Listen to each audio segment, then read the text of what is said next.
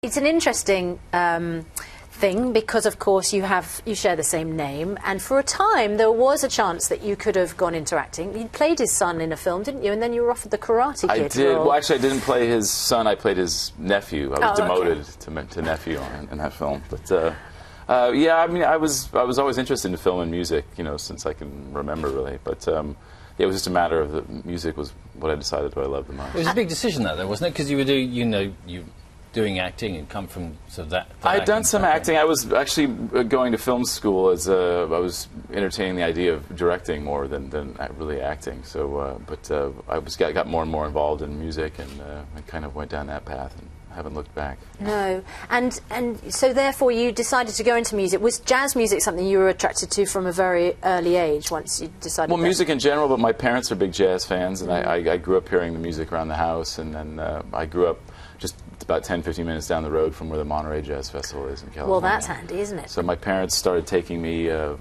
a pretty young age, about 8 or 9, I think. So I think that's what really got me interested in wanting to learn to play an instrument. And that's been your life for, well, many years now. Let's take a look at you playing with the band.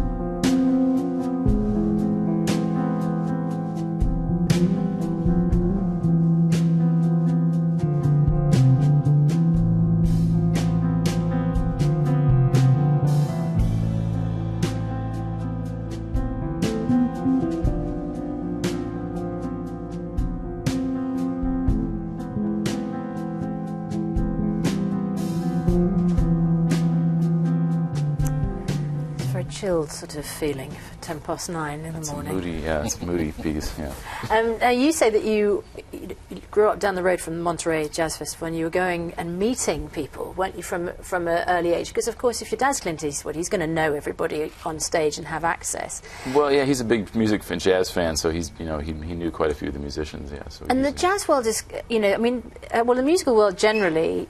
There are some great stories to tell. I mean, if you're going backstage and meeting people, meeting big names, was that a kind of extraordinary experience for a 9-year-old?